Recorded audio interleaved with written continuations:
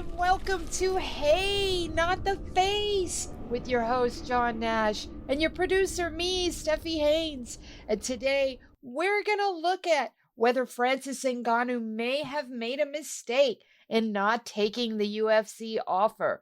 But first, this episode was recorded a week ago, but in the week since, news has come out. Well, the potential for news. Francis dropped a video and says he has a big announcement coming Tuesday, the day this comes out.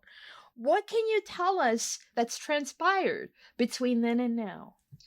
Well, by the time this is out, I guess Tuesday, early Tuesday at some point, he should be making an announcement that he has signed with the PFL. That's the all the info I have. I can't 100% guarantee because I'm not like, no one has showed me the document saying it's for sure. But all indications, all word, all talk behind the scenes with people involved with the industry and the parties involved say he's signing with the PFL. So he should be signing with the PFL. I do also have some word. Apparently, this deal is going to be a very good deal. Going to pay him a lot of money, more guaranteed, more than what the UFC was offering. It's going to give him a lot of freedom to go off and box if he gets an opportunity to do that. It's going to be a limited number of fights. It's going to be a limited duration. So from a fighter's point of view, this is a great deal. So the question is, did Francis Ngannou make a mistake? It looks like very much he did not make a mistake going this route because it looks like he's going to get a great deal for himself. Now, the other question we asked in the show, did PFL make a mistake? That'll be answered in the future. But I think that they kind of had to make a deal with Ngannou because they need this to get their business going because they're not selling themselves to investors as just a run-of-the-mill small promotion like, a LFA or something like that. They're supposed to be a major player, and you can't be a major player without major fighters, and now they have a major fighter. Couple questions for you. Fire away. Do we have an idea of a monetary figure? Well, we do have an idea of the monetary figure. I am told that it is close to an 8-figure deal, which would 8 figures would be 10 million.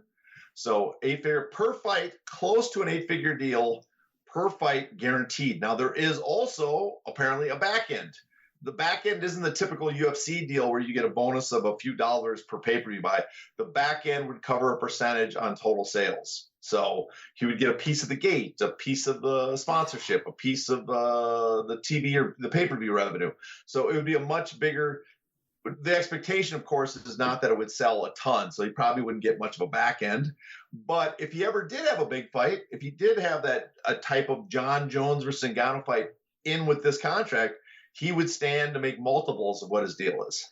All right, my second question. Do we know if his extraneous requests were met? And by extraneous, I mean outside of direct financial compensation for him. I am talking about him wanting his opponent to get at least $1 million, him wanting insurance and representation, and a lot of things that probably weren't strict demands make or break the deal, but I'm just curious if any of those might have been met. I think the opponent one was met. I think there is going to be something in there about the minimum pay for his opponent. The other ones, I asked a lot of people, and the answers were a lot of wishy-washy answers on that one. So this was even before we'd known for sure that there was no guarantee that he's going to sign with PFL. But just reading between the lines, my understanding it's more like we're having a conversation about those other ones, and but we're not guaranteed they're not going to be agreed to. And I doubt they'll ever be agreed to. I just don't see no fight promotion is really going to agree to all those stuff. That's something I'm sure they can promise, say in the future we'll look at it. And the future is always going to be in the future. Mm-hmm. All right. One last question here. Do we know what the gates are like for PFL? Because I have a feeling, especially based off that one pay-per-view they did, that pay-per-views won't be where he makes his money, but maybe the live gate? Well, PFL, unfortunately, does terrible at the gate. Paul Gift tracked them whenever they do a public show, and their sales are not. There's really only Bellator in North America since Strikeforce went away. Only Bellator is the only promotion outside of the UFC that's done solid gates. What And a so Bellator's done $1 million gates several times. oh, okay. So, but that might be one of the reasons they want to get Ngannou, because you need to offer the type of fights that fans will pay for, show up the gate. So that might help them. But yeah, they're not, and their pay-per-view sales were not good on that first pay-per-view. But I don't think it bombed. I mean, by all accounts, it bombed. But I don't think they're as concerned about that one pay-per-view bombing, because it was kind of a test run. It's their first one. You want to see how the system works. They didn't have a ton of high salaries on that one, so they're not paying like they're going to be paying Ngannou. So bombing didn't cost him as much. But yeah, and without a better opponents right now, there's no one really out there for him to fight. Without better opponents for Ngannou, I imagine any pay-per-view there will bomb as well. Well, all right. That's going to wrap this part up. Stick around and hear the rest of the show. So I guess we should get down to brass tacks, because this one's kind of involved.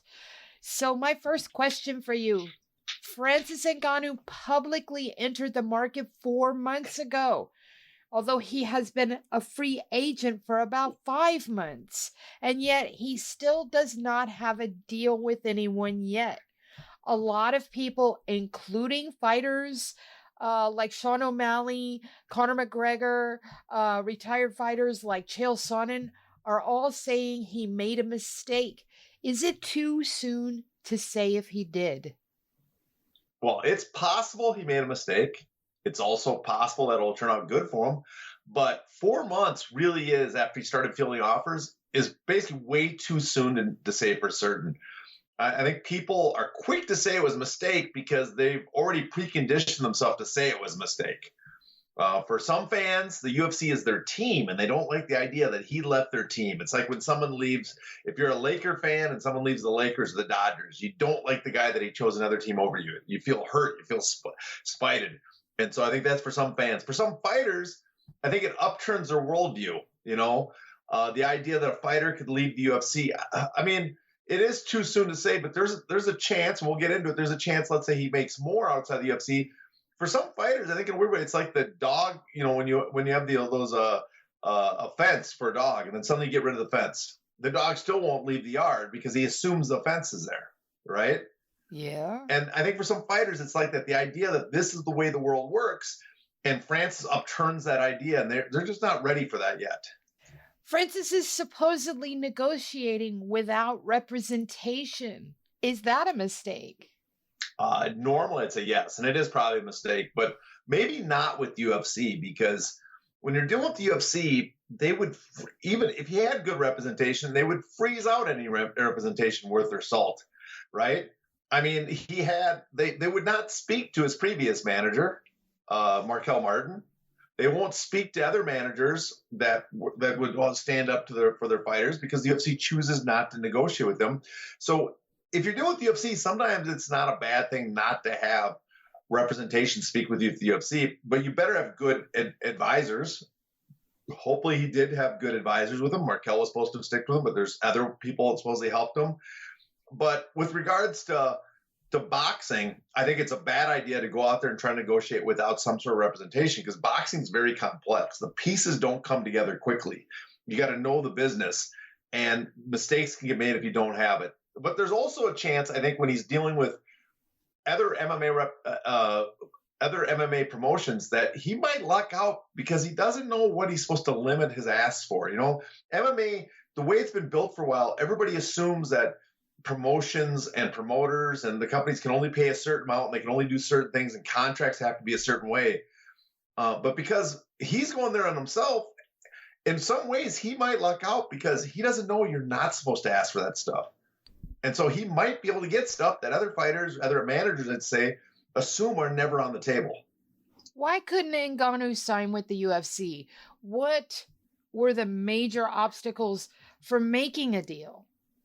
Well, we got to go back, I guess, because it seems, speaking to people from, various people involved, and also the media reports at the time, if we go back to before the Stipe Miocic fight, right? It sounds like, in fact, I think in your interview with Markel Martin, he said that they had certain asks, but when the UFC refused to give him that, as they got closer to the end of his contract, the demands got more, because, hey, we're getting closer to the end, right? we've already taken the major risk. Why not go out and start asking for more? Because that's the way it's supposed to work. If you give me more now, right, earlier in the contract, I'll accept it. But if you force us to continue pushing itself towards the end of the contract, we're going to start asking for more. So I think the major obstacles, the biggest obstacles was he wanted to box, but I don't think the boxing itself is an obstacle. He wasn't demanding. From everything I've heard, the main problem was more money, because the further one he wanted more money, and the UFC is hesitant to give it. But also, he didn't want a lot of the provisions that the UFC contracts demand. That the contracts, the tolling provisions, the champions clause, anything that could extend the contract beyond what it was, and that seemed to be the biggest stumbling block. And remind our listeners what tolling provisions are. Tolling provisions are the parts of the contract that let them extend it for various reasons. So if you're injured and you can't take a fight and you're not available, they can freeze the contract or extend it 6 months at a time, add duration to the contract. The same if you turn down fights. There's just a bunch of stuff that can extend the length of the contract. And so for Francis and a lot of fighters, the problem is they want a limited window, and those tolling provisions. So technically, they're supposed to be the fighters is not available, but they also the UFC can pick and choose when to offer you fights when you're not available, and it's pretty easy for them to extend those contracts. So he wanted to basically make a hard deadline, not the 5-year sunset we see now, but a hard deadline that was much shorter. And UFC did not like that. What about after he won the belt from Stipe? Well, after he won the belt, as kind of alluded earlier, his demands, as he got closer to the end of his contract, his demands got larger, because we took the big risk. We won the title, and now after he went up and fought Gane, he could ask for more. And so because it's like, well, we got past this big hurdle. I think the big thing, too, is they knew, and they were willing to test it, that there was that 5-year sunset.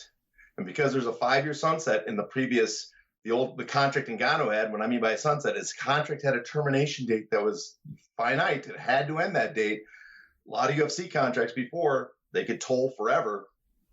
He knew that after I got the title and I got this one fight hurdle against Gane, that I can basically sit out and my contract is over. So I have much more leverage than any other fighter. And since he had more leverage, he decided, I'm going to ask for more. He supposedly asked for insurance for fighters, a fighter advocate, sponsorship rights. Do these demands play a part for him in not getting a deal with the UFC? And how serious was he about these demands? Well, when I first heard about this, I thought people were exaggerating. I thought this stuff he kind of threw out as a PR stunt, but asking around, I guess he was kind of serious. He really wanted the UFC to consider this. And these items are kind of a no-go. No, the UFC would never go with these. So, but it's also my understanding they weren't what derailed the talks, because he brought them up, but he was also, as much as he wanted to discuss them, they weren't stuff set in stone that had to happen. He just wanted to have a discussion about them. And then if the UFC, he was willing to go on and negotiate without those items. So I guess it's weird that in one way, Ngannou was serious that he thinks those are some things that fighters should have, but they weren't things that he knew that he could demand.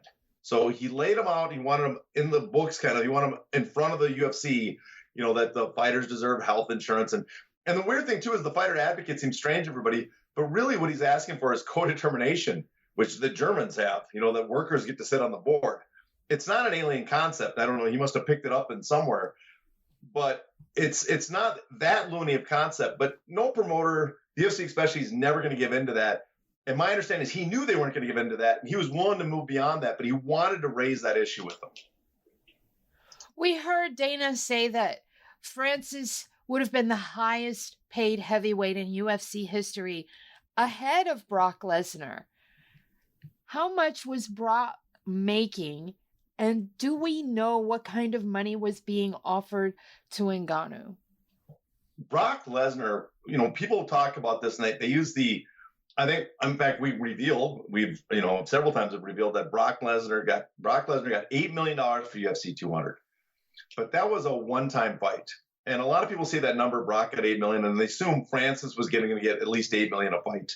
But for his other fights, Brock's contract, we have it from the antitrust lawsuit, was $400,000 base plus when he's champion, $1.625 million plus pay-per-view points.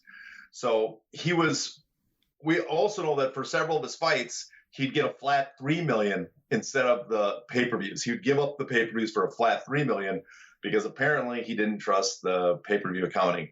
But for his fights as champion and up till his fights when he fought Randy Couture up through the fight against Alistair Overeem, all those fights he made between around $3 to $4 million a fight.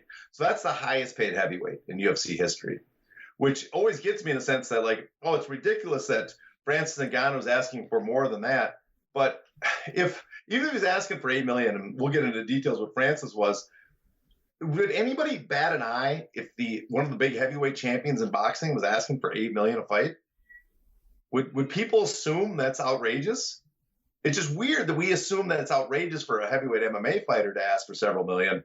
But for boxing, that's like the bare minimum. They would even step in the ring. Tyson Fury and Wilder and Usyk and all these guys, and Usyk's not a major draw, but he's asking for, he's going to demand probably 10 million to step in the ring against anybody, 5 to 10 minimum, right? And then 30 to 40 if it's against a big attraction. So that part always got me. But for Ngannou, what he supposedly got offered, and I got this from various sources, but apparently around the time or after the Stipe fight, he was offered around $4 million a fight plus pay-per-view, right? But if he lost, that's when he had the title. And the UFC is a thing. When you have the title, you make more. When you lose it, they cut your purse. We see it in Ronda Rousey's contract that was revealed in the antitrust lawsuit. She got $3 million when the champion plus pay-per-view points, but only when she wasn't fighting in a title fight, it would drop to $500,000. And so my understanding is Ngannou's fight was offered something like $4 million plus pay-per-view, but if you didn't hold the belt, wasn't a title fight, it would drop to about $1 million a fight. So that's a big drop. Now, his last offer, I've heard from multiple sources, was not $8 million a fight. It really was more like $6 million a fight plus pay-per-view. So if he fought John Jones, in fact, he even said this in an interview, he wasn't going to get the money like $8 million a fight, but he would have got 8-10 million or more if he fought John Jones. But most people assume that the John Jones fight would be a mega blockbuster, like over 1 million pay-per-view buys. So that one fight, it's possible against Jones, 8, 10, 12 million. It's possible if it's a massive fight, but his normal contract supposedly was going to be about 6 million plus pay-per-view, and it would have gone down, been cut. I don't know how much, half, more, if he didn't hold the belt. Since leaving, we've seen almost all the other MMA options publicly say they are not going to sign him. Bellator talked to him, and they said they wouldn't.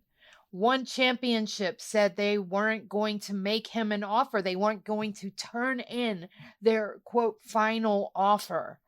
And even Bare Knuckle FC said he was asking for way too much. Why have these promoters all turned Ngannou down? And please just kind of go through them one by one so that we have a good idea, a good image in our head of what each one has done.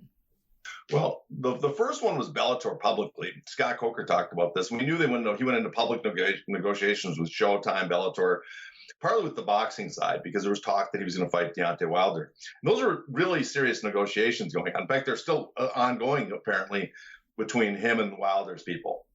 But the problem, my understanding of the problem was the offer the negotiation didn't go too far because Ngannou laid down what he wanted. And for Bellator, it was pretty much too much of a guarantee. I had heard from sources that Bellator would have been willing to pay Ngannou, let's say, something in the ballpark of like $5 million guarantee.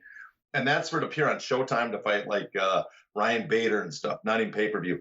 But their big part of their offer was, if you get on pay-per-view against a big opponent, we'll give you a massive part of the split on the upside of the sales.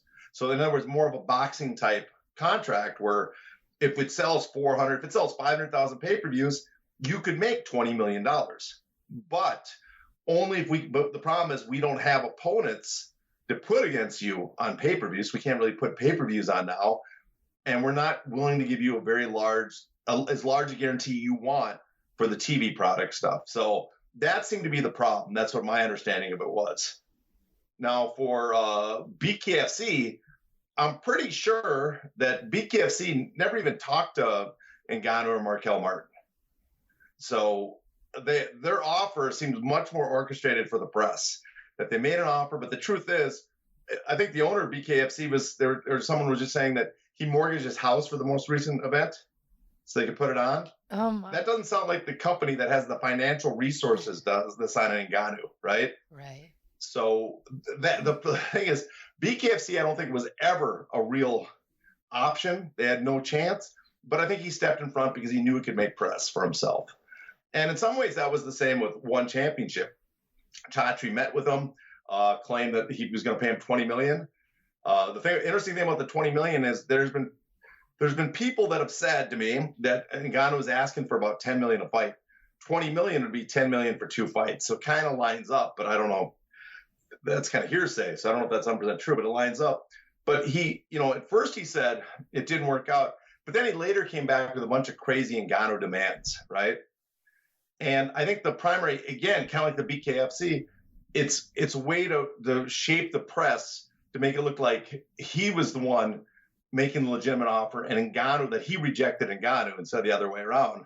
Because we're going to talk about in a bit, but from my understanding, Ngannou already has an offer that he's kind of settled on from another party. And if one couldn't meet that, then he was going to go with this other party, and one obviously couldn't meet it. And so the way to make one look better was like, oh, we rejected it because Ngannou's crazy. So whoever signs with him has to be crazy. It also gives them the illusion that they're heavy hitters, is it not? Yeah, exactly. That's a depth. Yeah. We're talking to the biggest free agent in the market. And so, but the truth is there's no real heavy hitters outside the UFC.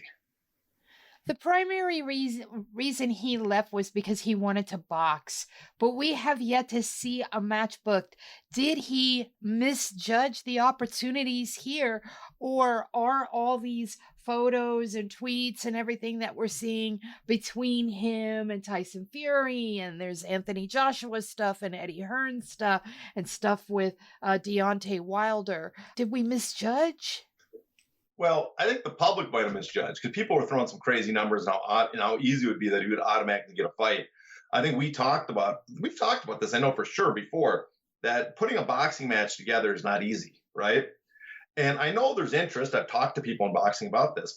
All the major parties have some interest in Ngannou, right? But putting the fight together that makes sense and putting a fight together with his demands, because he's set fairly high goals for himself, have been the problem. This is where we talk about maybe it would be good if you had some sort of representation, because when you're dealing with all these parties, sometimes you get boiled down in negotiations. But if you're not aware of who's a real player, how it works, you can get suckered into. We've known for years now, people constantly go to Saudi Arabia to talk about putting matches, and often those matches take years to develop there, or they fall apart.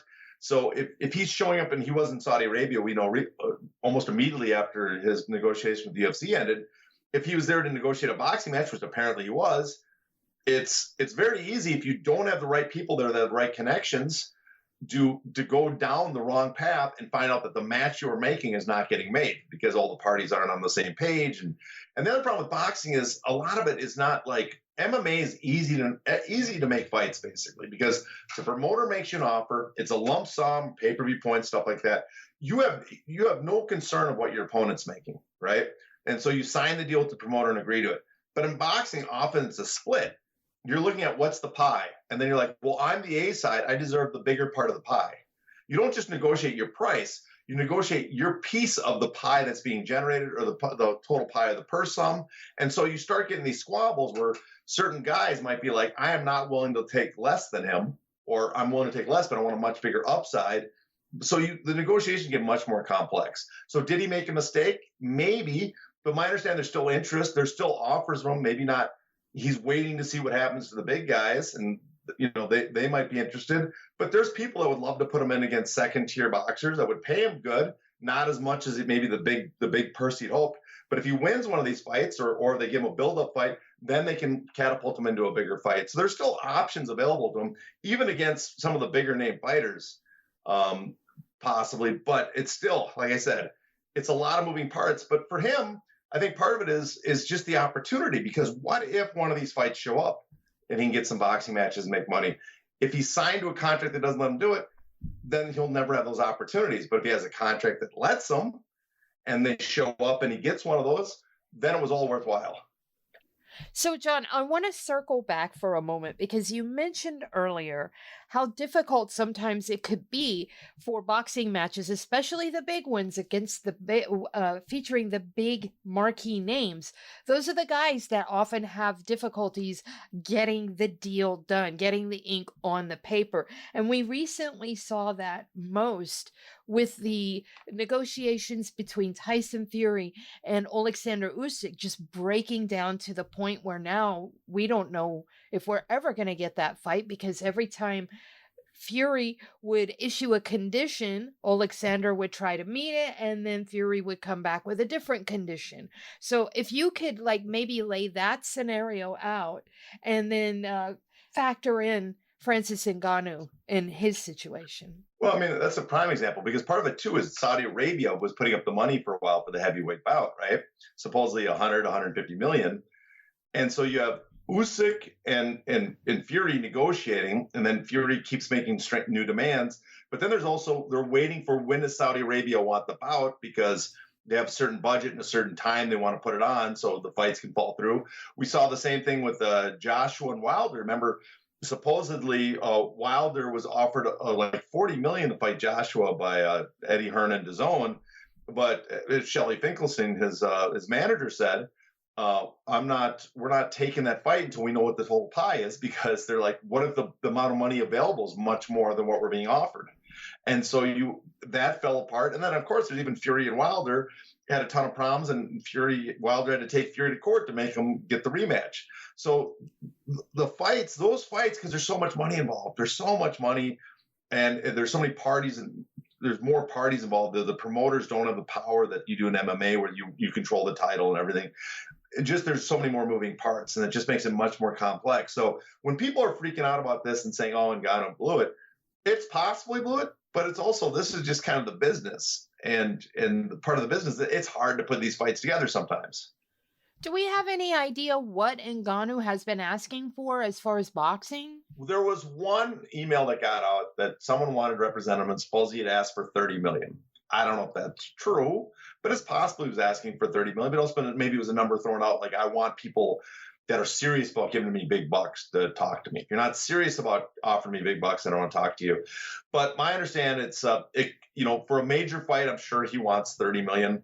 But for a pay-per-view type fight, I know it's 8 figures minimum plus a big upside. I don't know the total number, but that supposedly was the Wilder negotiations have been. So in other words, at least 10 million guaranteed, at least, and then a piece of the upside. Now, how much that guarantee is, how much more is it than 10 million? I don't know. And that could be the problem, because if they don't, there's a limit how much it has to sell to cover that cost. And if Wilder wants an equal or even maybe even a larger piece, or maybe slightly smaller or bigger upside, it has to sell enough. So if you're asking for too much guaranteed, then that's when we can't put the fight on. So I don't know for sure, but I do know that there was a text floating around that he was asking for 30 million.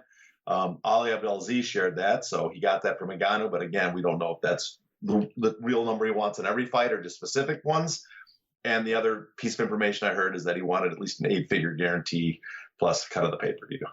So that's what he's asking for in boxing. But we also have an idea talking to people, not only what they've said publicly, but I've talked to some of the people that have negotiated with Ngannou and some of the people involved in it. So we have an idea of what he's asking for on the MMA side as well.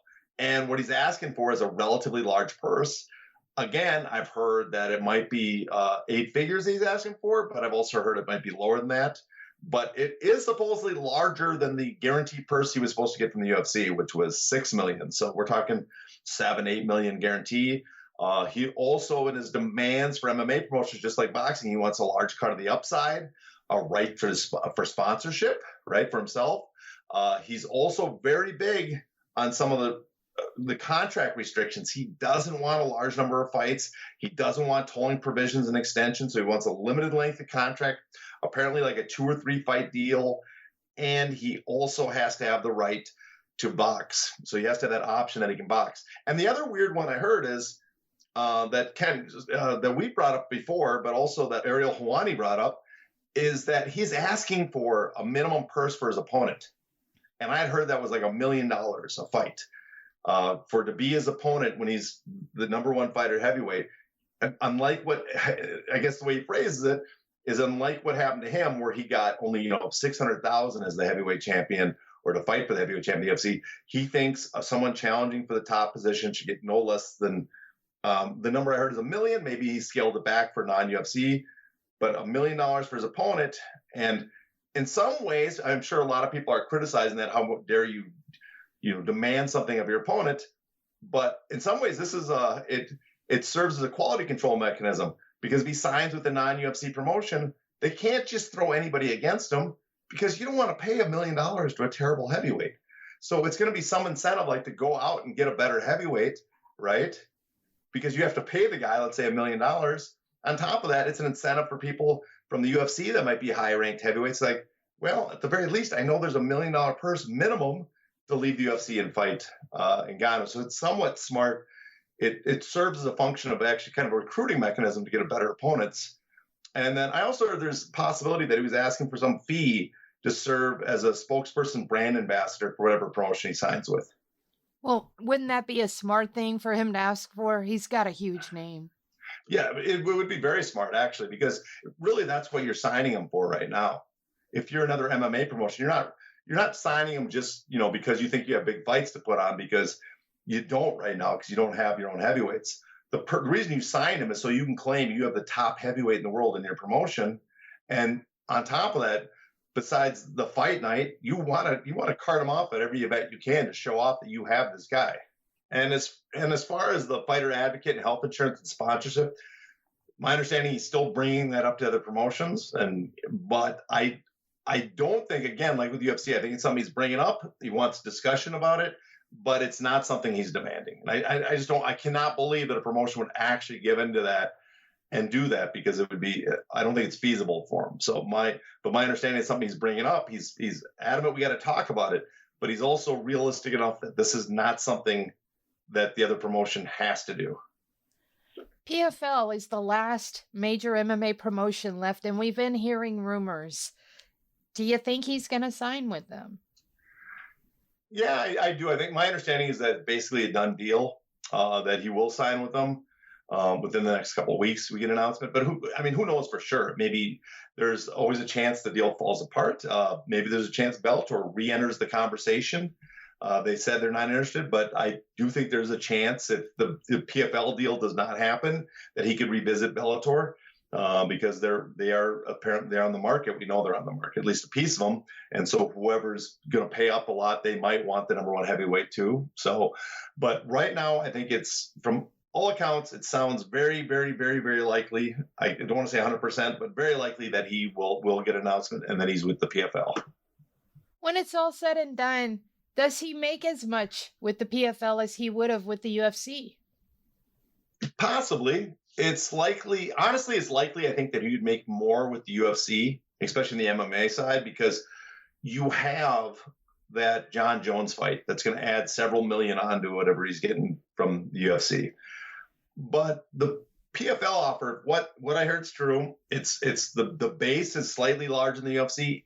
He probably will be put on pay-per-views for PFL. They probably won't do good enough to add pay-per-view points. But if they ever get another opponent for him that can sell pay-per-view, right? If John Jones, for any reason, goes to PFL to fight him, let's say, or someone that they can generate several 100,000 pay-per-view buys, 500,000, then he will make boxing money with PFL, because basically his deal is supposedly like a boxing deal, that after a certain point, he gets a huge chunk of the revenue generated. And we're not talking about just revenue from the pay-per-view points like the UFC, where you get $4 a buy.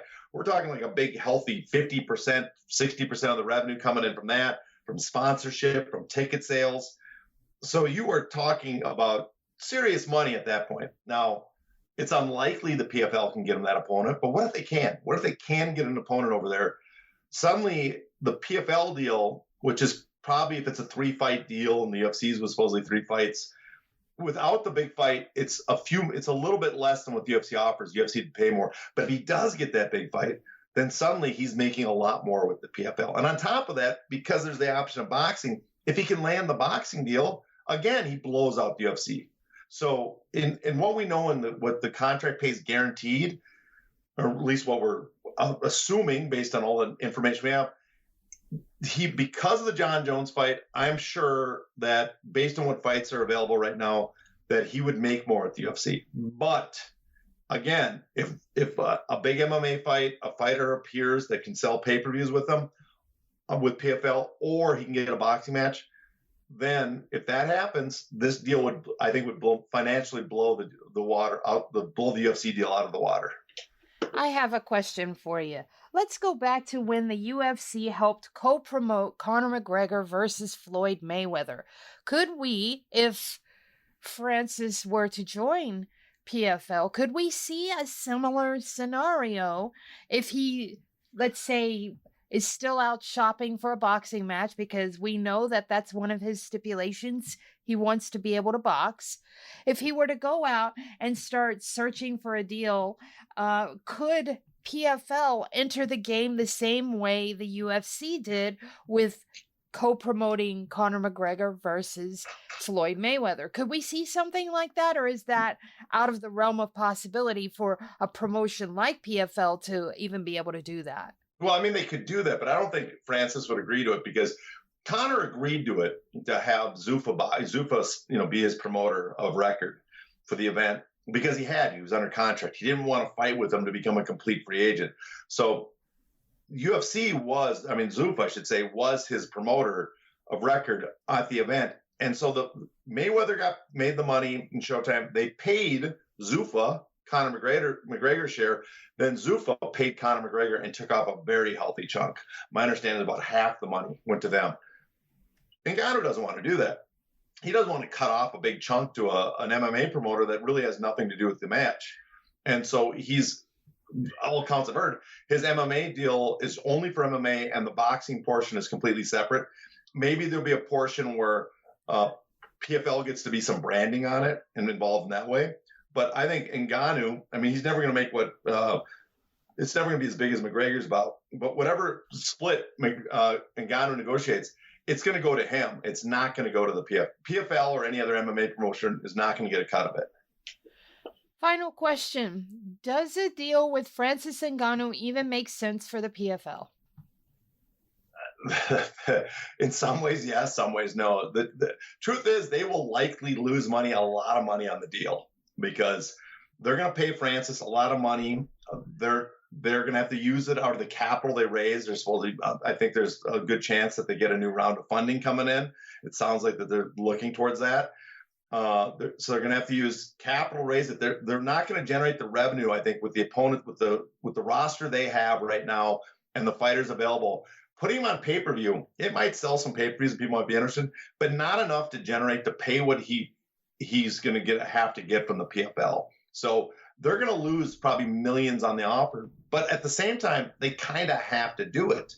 One is it's a loss leader because you're paying Francis to build your brand up and bring attention. Their ratings aren't like Blockbuster on ESPN. They need to get attention towards them. This would bring attention to the promotion, so maybe more eyeballs will be watching.